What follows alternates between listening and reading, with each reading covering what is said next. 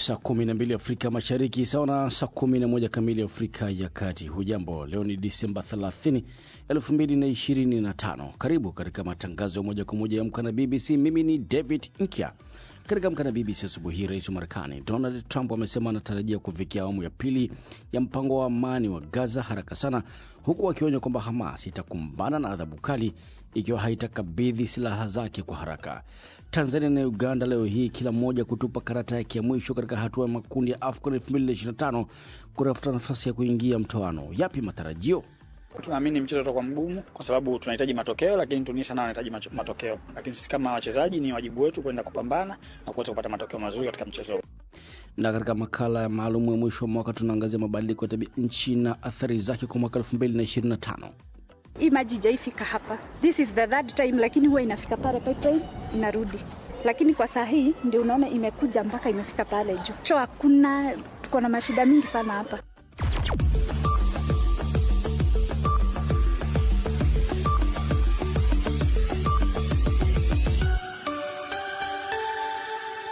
Tuna mengi tuliokuandalia, lakini kwanza ni muktasari wa habari za ulimwengu na msomaji ni Martha Saranga. Karibu Martha. Shukran Nkia. China imerusha roketi katika siku ya pili ya mazoezi ya kijeshi karibu na Taiwan ambayo Beijing inadai kuwa eneo lake.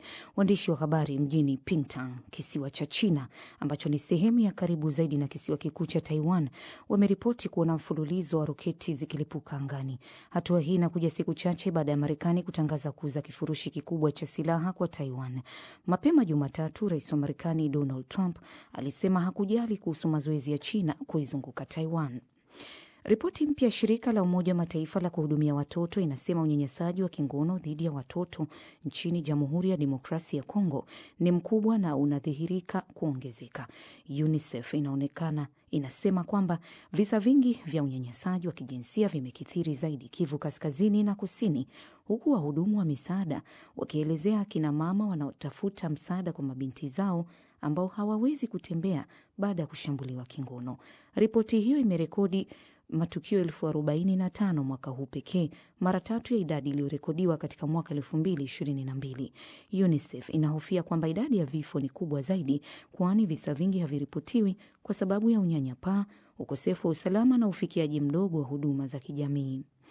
Rais wa Nigeria Bola Tinubu amesema amezungumza na Anthony Joshua kwa simu na bondia huyo amemhakikishia kwamba anapokea huduma bora zaidi.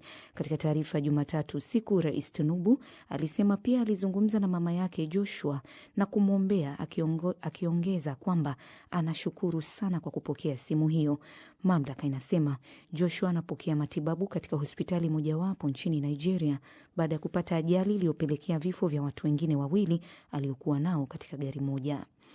Na mwanasiasa wa Bangladesh na waziri mkuu wa zamani Khaleda Zia amefariki dunia akiwa na umri wa miaka 80. Alikuwa kiongozi wa chama cha upinzani cha Bangladesh Nationalist Party na pia waziri mkuu wa kwanza mwanamke nchini humo.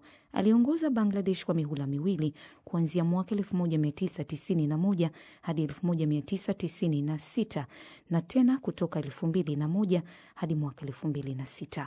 Wengi waliamini angegombea tena uchaguzi mwaka ujao. Katika taarifa, chama cha Zia kimesema amefariki baada ya kuugua kwa muda mrefu. Hii ni BBC. Muktasari wa habari za ulimwengu masomo kwako na Martha Saranga. Unasikiliza Amka na BBC kutoka idhaa ya Kiswahili ya BBC ikikutangazia kwenye FM ya redio shirika na internet katika bbcswahili.com. Nchini Tanzania unatupata kupitia Radio Free Africa, Kenya ni Gulf Radio, Uganda ni Voice of Karamoja, na iwapo popote RFI tegea sikio kupitia Lizadil Radio. Matangazo haya vile vile yanapeperushwa moja kwa moja kupitia ukurasa wetu wa Facebook wa BBC Swahili. Na udhaa kwa asubuhi ya leo ni mimi David Nkia. Karibu. Rais wa Marekani Donald Trump amesema anatarajia kufikia awamu ya pili ya mpango wa amani wa Gaza haraka sana, huku akionya kwamba Hamas itakumbana na adhabu kali ikiwa haitakabidhi silaha zake haraka. Zaidi na Jessica Pelembela. Rais wa Marekani ambaye mpango wake wa amani wenye vipengele 20 unataka kundi hilo la wanamgambo kusalimisha silaha, alitoa kauli hizo alipokutana na waziri mkuu wa Israel Benjamin Netanyahu huko Florida kwa mazungumzo siku ya Jumatatu. Wakati wa mkutano wa waandishi wa habari pamoja na Netanyahu baada ya mazungumzo yao, Trump alisema imetekeleza mpango huo kwa 100% licha ya mashambulizi yanayoendelea ya jeshi lake huko Gaza. Rais wa Marekani pia alisema nchi yake inaweza kuunga mkono shambulio jingine kubwa dhidi ya Irani ikiwa itaendeleza mipango yake ya makombora ya masafa marefu na silaha za nyuklia. Rais wa Marekani pia alisema nchi yake inaweza kuunga mkono shambulio jingine kubwa dhidi ya Iran ikiwa itaendeleza mipango yake ya makombora ya masafa marefu au silaha za nyuklia. Alipoulizwa ni haraka kiasi gani Hamas na Israel zinapaswa kuhamia awamu ya pili ya mpango wa amani, Trump alisema kwa haraka kadri inavyowezekana, lakini lazima kuwe na kusalimishwa kwa silaha. Akizungumza kuhusu Hamas, alisema kama hatutashusha silaha zao kama walivyokubaliana kufanya, basi watakabiliwa na adhabu kali. Trump pia alisema kuwa ujenzi mpya wa mji wa Gaza unaweza kuanza hivi karibuni. Ni Jessica Pelembela.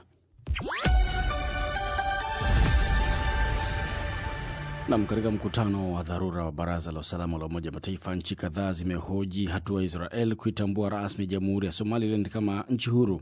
Somalia ambayo iliitisha mkutano huo na wanachama wengine, ilielezea wasiwasi kwamba hatua hiyo ililenga kuwahamisha Wapalestina kutoka Gaza au kuanzisha kambi za kijeshi.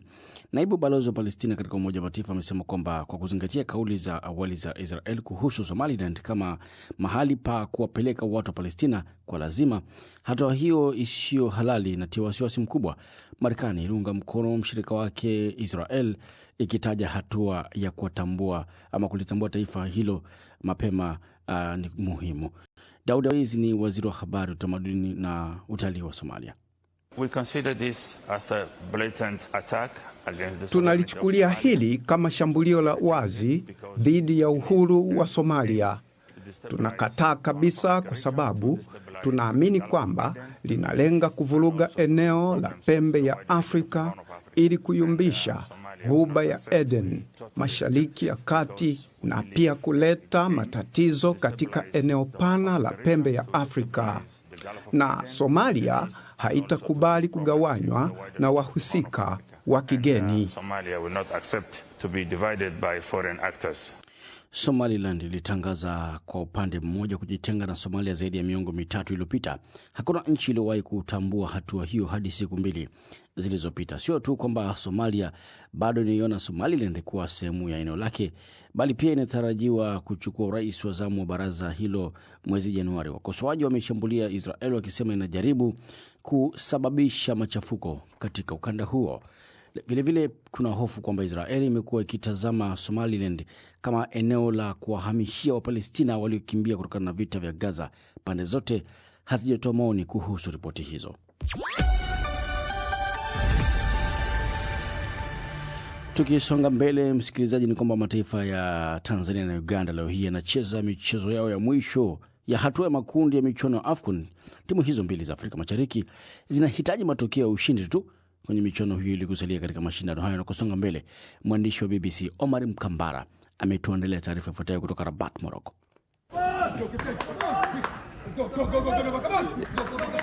Kikosi cha timu ya taifa ya Tanzania, Taifa Stars, kinaendelea na maandalizi yake ya mwisho kabla ya kuwakabili Tunisia leo hii katika mwendelezo wa michuano ya AFCON, ikiwa ni mchezo wa mwisho wa kundi C.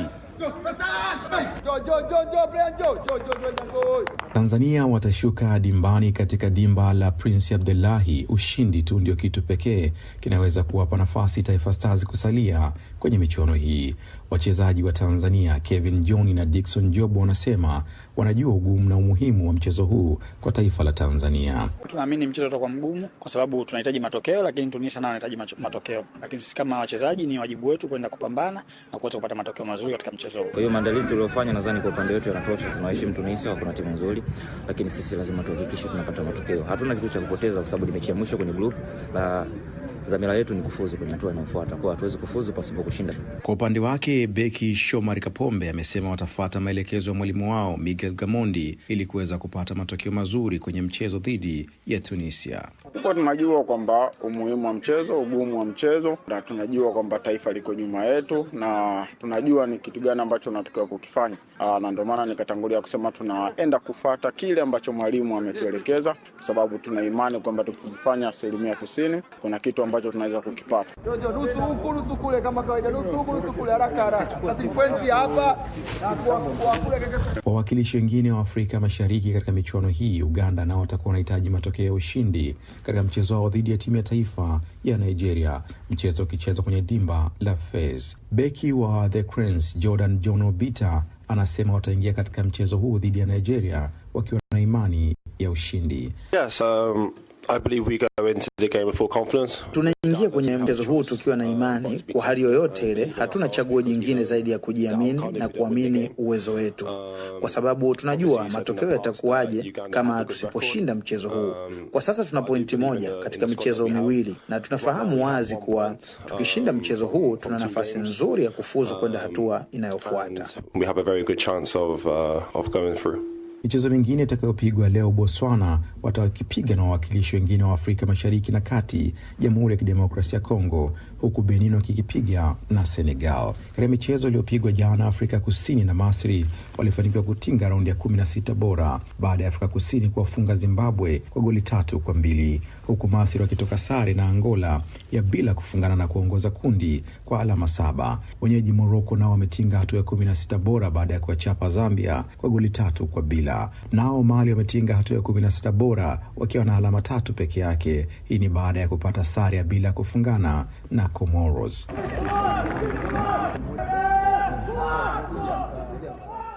Namni taarifa yake Omar Mkambara. Nikukaribisha kwenye ukurasa wetu wa Facebook. Kuna jumbe mbalimbali hapa. Barnabas Kulaya anasema Moshi Tanzania, kasi na nguvu inayotumiwa na Marekani kwa amani ya Gaza na Ukraine basi itumike vile vile kwa amani ya Sudan na DR Congo. Ni ujumbe wake huu. Pade Agustina anasema shukrani BBC, anatusikiliza kupitia ama kutoka pale Tororo, Uganda. Vile vile tuna msikilizaji wetu anaitwa Abdul Kimanga, anatusikiliza vile vile kutokea hapo Dar es Salaam. Masanja Kuyanja, msanii wa Makuhenga, anasema anatupata moja kwa moja BBC Swahili. Kwenye ukurasa vile vile ama tovuti yetu ya BBC Swahili kuna habari kemkemu ikiwemo ile ya moja kwa moja ya Ukraine yakanusha kufanya shambulio la drone katika makazi ya Putin, na msemaji wa jeshi Hamas Abu Abeida ameuawa. Pita pale uweze kusoma kwa undani zaidi. Lakini AFCON 2025, kwa nini Tanzania inaweza kuiangusha mbuyu Tunisia? Pita pale uweze kufahamu. Imekuwa dakika 16 zilizopita. Msikilizaji, sasa katika makala maalum ya mwisho wa mwaka tunaangazia mabadiliko ya tabia nchi duniani kama athari zake zilizojitokeza katika mwaka 2025. Zaidi nampisha mwenzangu Sarafina Robi. Shukran na karibu msikilizaji katika makala haya spesheli yanayoangazia mabadiliko ya tabia nchi mwaka 2025. Sasa katika mwaka 2025 umeshuhudia aina mbalimbali ya athari za mabadiliko ya tabia nchi, huku mikutano ya kimataifa ikifanyika kujadili masuala mbalimbali katika kukabiliana na hali hiyo. Katibu mkuu Antonio Guterres amesisitiza wazi kwamba ahadi zilizopo katika kupambana na mabadiliko ya tabia nchi hazitoshi hata kidogo. Lakini kwanza tuungane na mwanahabari wa BBC Robert Kipto aliyezuru mji wa Naivasha nchini Kenya akituelezea athari za mabadiliko ya tabia nchi katika mji huo. Gari wesipita mwisho wa ile nyumba. Athari za mabadiliko ya tabia nchi duniani zimeanza kujitokeza hasa katika eneo hili la Kihoto hapa mjini Naivasha.